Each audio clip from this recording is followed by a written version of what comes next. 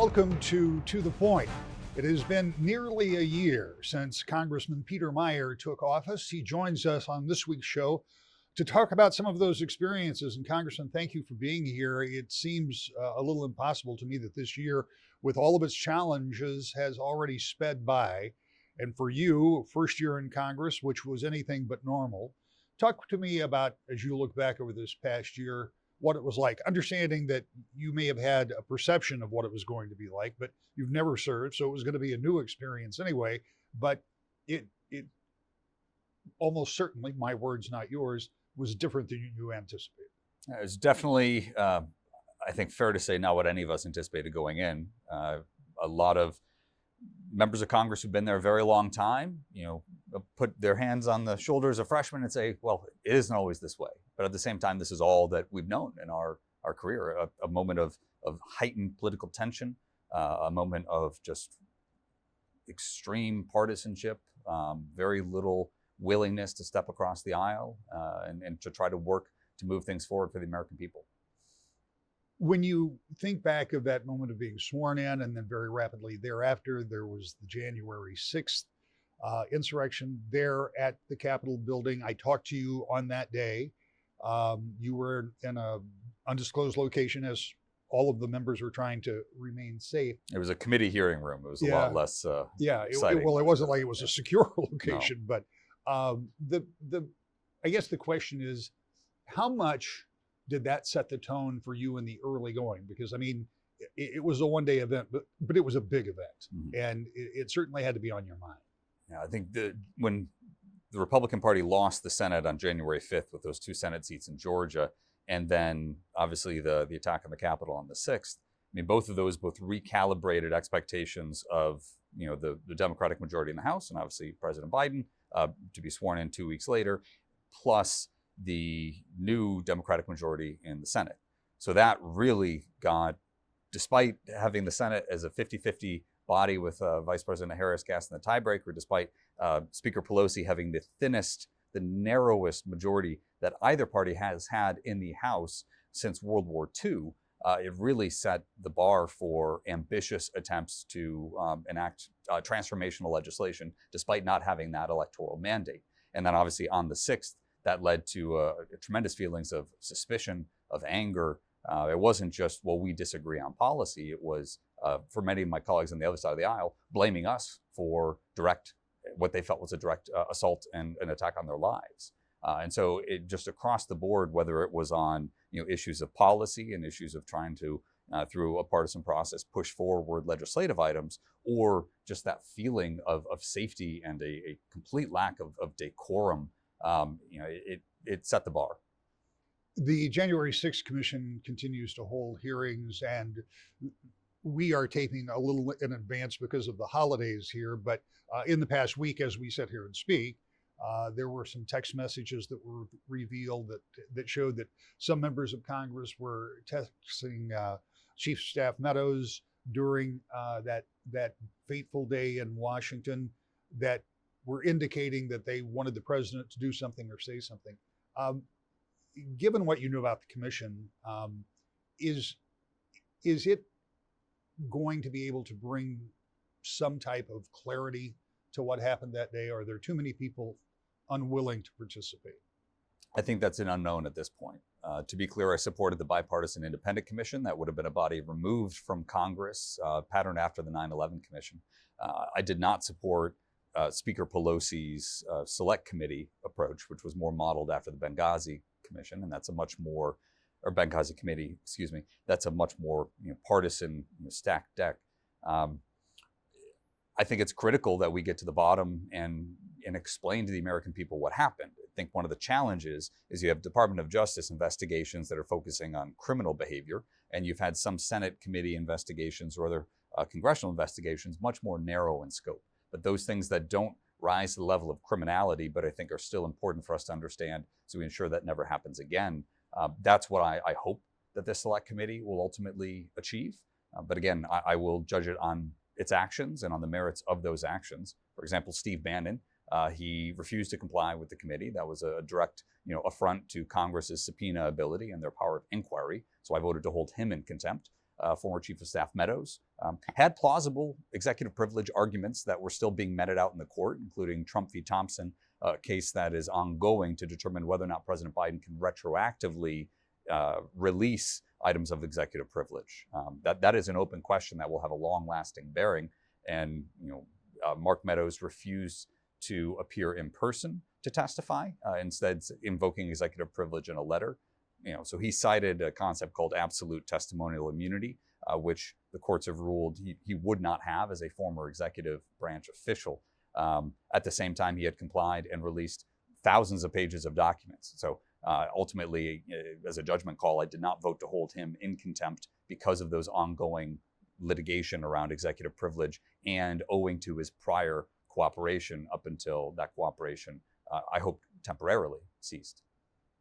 One of the things that I think, as we conclude this part of the conversation, one of the things that I think that you said that is perhaps as important as what the conclusions are is that those decisions about who can and cannot testify, who can be considered executive, what can be considered executive privilege material, will maybe have the longer lasting effect from all of this litigation, because it will apply to every president and every administration going forward.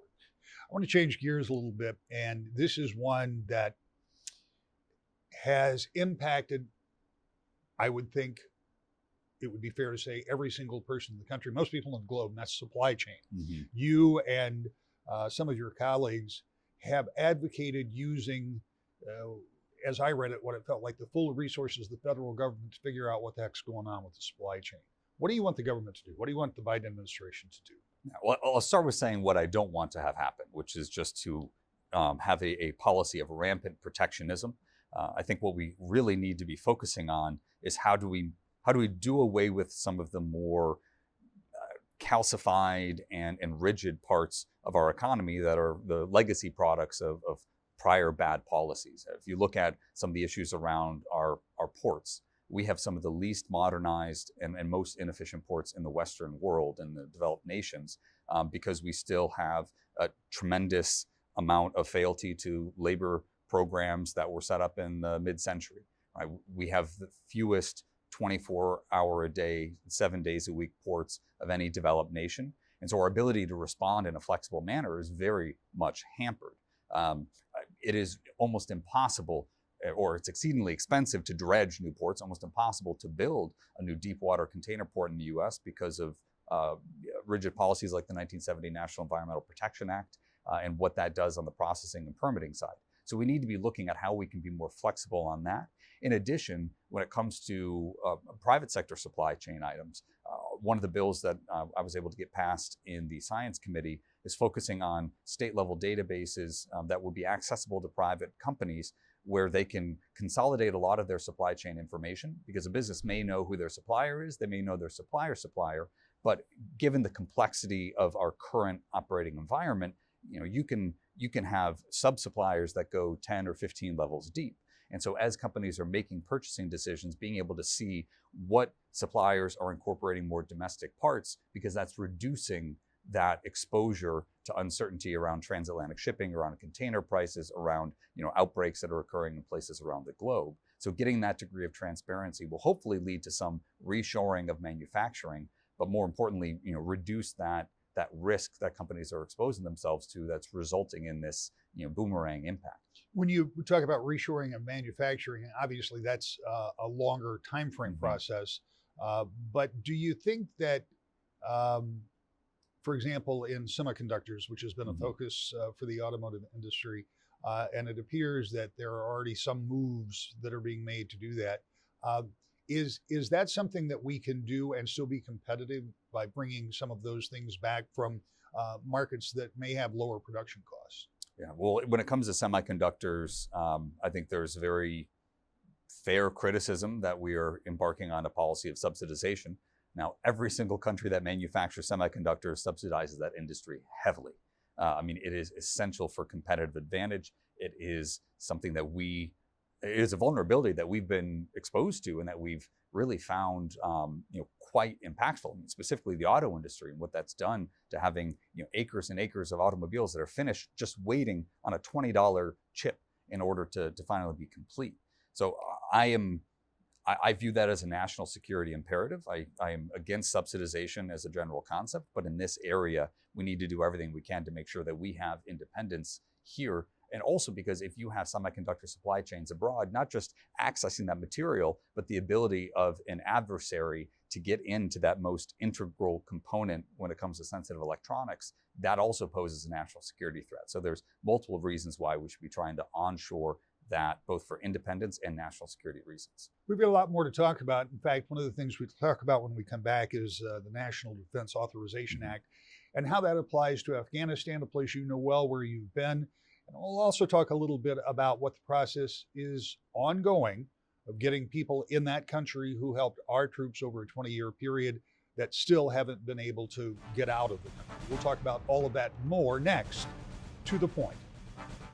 Welcome back to the Point. Our guest this week is Congressman Peter Meijer. Congressman, the National Defense Authorization Act passed not all that long ago, something that you heralded because of your time in the military and your understanding of that. In addition to a number of other things, it includes some provisions about Afghanistan. Talk to me a little bit why you think that was so important to pass and why and how it might impact those left behind in Afghanistan. Yeah, I think there were two main things that I was really excited to see in the National Defense Authorization Act. One was final approval for a global war on terrorism memorial, something that would encompass both the conflicts in Iraq and Afghanistan, our post 9/11 conflicts, and give them an honored place on the National Mall. So that had been a conversation that a group, a 4-country caucus, is a bipartisan group of veteran lawmakers in the House that we had been advocating for quite some time. But then I think more important to the specific issue of Afghanistan was an Afghan War Commission that looks at the entire breadth of the war and how our defense, intelligence, development, and diplomatic efforts, what went wrong? What can we do better? How do we better align those elements of our national security and foreign policy space? So I was proud to be the co-lead on a bipartisan bill in the House that would have codified that. Now, obviously, it ended up getting taken up in the National Defense Authorization Act, but I think it's very important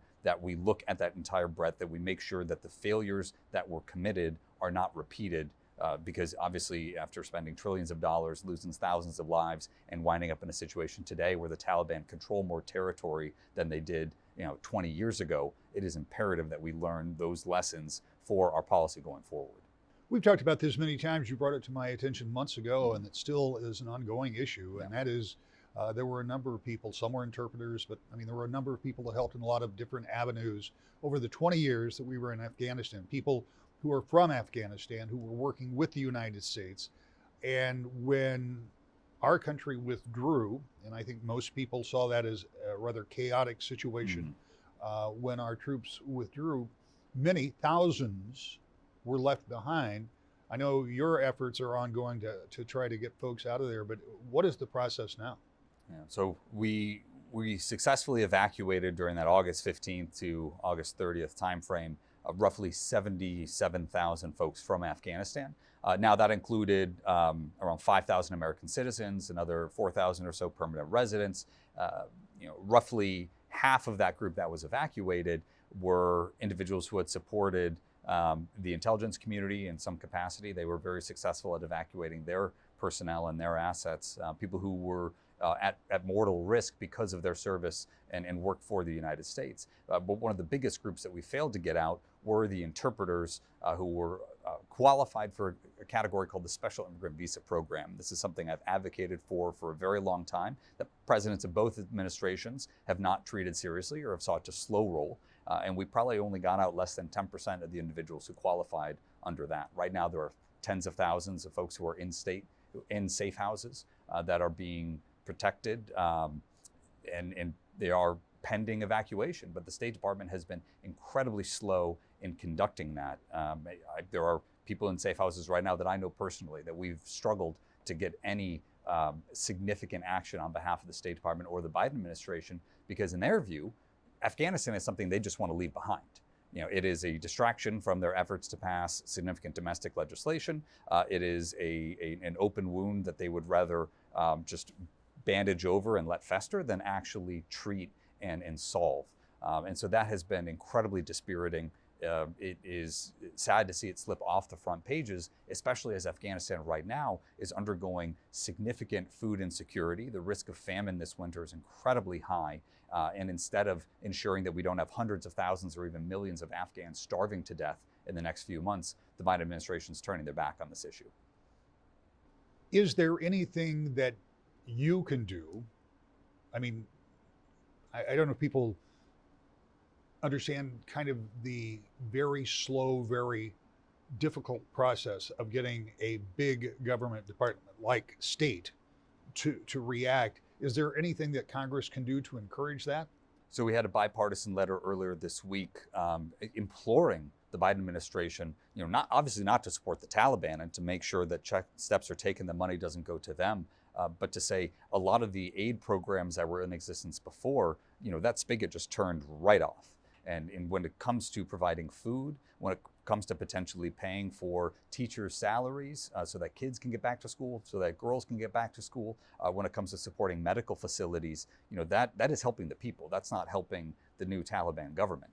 And right now we have not unfrozen a lot of that support. So we need to make sure that it is, if it's unfrozen, it's administered in a safe way, and that there are a lot of oversight and checks that are ensuring that funds go to where they are intended to go. But we cannot just, just walk away and abandon, 35 million Afghans whose economy was entirely dependent on the aid we were providing. I mean, we created that dependency. We have an obligation to just ensure that stability proceeds, because the scenario we could very well be facing, nobody likes the Taliban government, but the alternative to the Taliban is ISIS. The situation in Afghanistan right now is unstable. It could become Syria, right? The number of ways this could get exponentially worse and frankly lead to a threat of terrorism that could exceed what we saw prior to 9/11. We are in that scenario right now. We need to make sure that given the investments we've made, we recognize some of the obligations that we have and our national security imperative to make sure that this scenario is as stable as possible given the potential risks. I want to move to another subject, and this is one that if people follow state government, they realize that each year there is a budgeting process. The governor introduces a budget, legislature works on it. In Washington, in the absence of creating new budgets, continuing resolutions are very often passed to continue spending at the levels that they have been. In October, there was a continuing resolution. You voted in favor of that with the hopes of getting some type of budgeting process started. There was another CR that was voted on just recently, and you did not vote for that. Explain those for me. Yeah. So our fiscal year at the federal government runs from October 1st to September 30th, and the goal is to actually have a budget you can put forward rather than these continuing resolutions that kick the can down the road. Now, the initial continuing resolution back in September, that was essentially a 2-month extension of the budget that President Trump had proposed at the end of December 2020. I was sympathetic to some of the challenges over the summer legislatively. The collapse of Afghanistan obviously took a lot of time and attention. There were other major issues that had to be dealt with and were ongoing.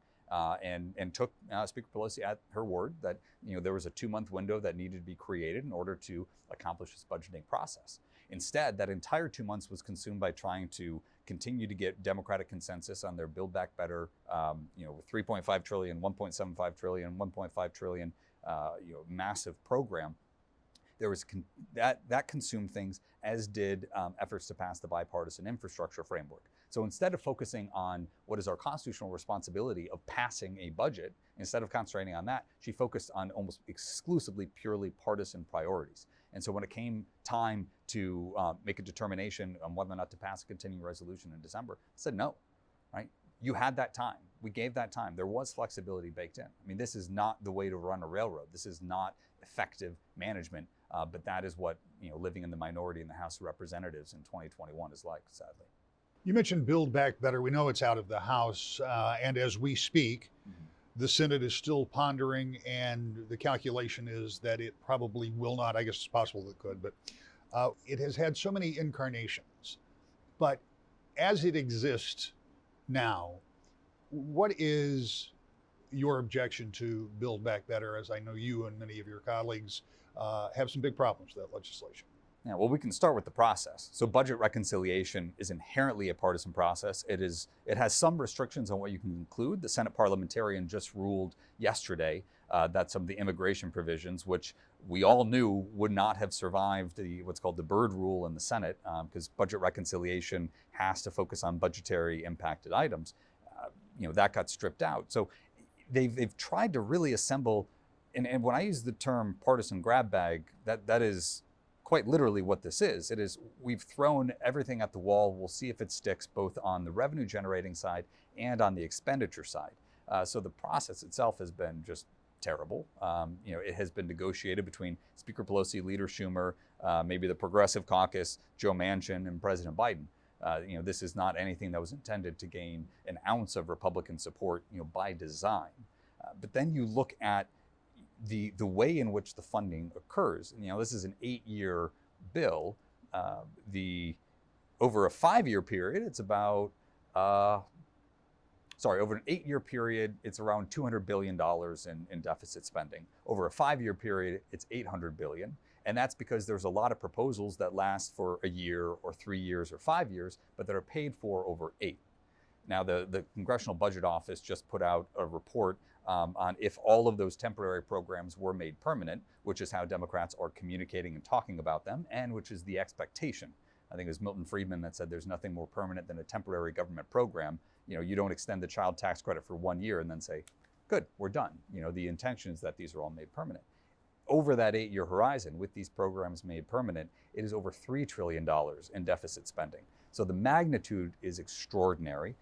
The efforts at tweaking and modifying a lot of parts of our tax structure, and instead of using those to address some of the real deficit spending issues we have right now, and insolvency of Medicare and Medicaid programs, the future insolvency of Social Security, instead of trying to tackle a lot of those real big pressing risks, we're just adding on more obligations that we cannot pay for, or we've not found ways yet to pay for. So both in the way this process has gone on and in the particulars that it contains, it's simply bad legislation. I know this is very speculative, but is this something that finally gets negotiated far enough to get through the Senate and then come back to the House? Because it's not going to pass in the Senate in the manner in which it arrived. It seems like a bad penny that just keeps turning up. A lot of these proposals right now, obviously, I mentioned the 50-50 Senate. We've already spent more on an inflation-adjusted per capita basis, to date on coronavirus pandemic-related issues than we spent on the entirety of the New Deal. So we have significant government funding that's gone out the door already, and I think that is one of those drivers of inflation. We responded to about a $1.5 trillion hit to our gross domestic product with $6 trillion in additional government stimulus spending, and that money is sloshing around, and there are too many dollars chasing too few goods and services. So that's one of those drivers of inflation that we're seeing, and that's something that Senator Manchin is very sensitive to. So there's this real push to pass the bill before we understand the impact. To pass the bill, you can pass it and then find out what's in it. That is sort of the congressional Democratic approach right now, and thankfully Senator Manchin isn't buying that. He has at least reflexive feelings of how do we make sure that this is ultimately positive in the long term. Congressman, as always, we appreciate your time. Thank you. We'll be right back. To the Point. It's all the time we have for today. We'll see you next week. To the Point.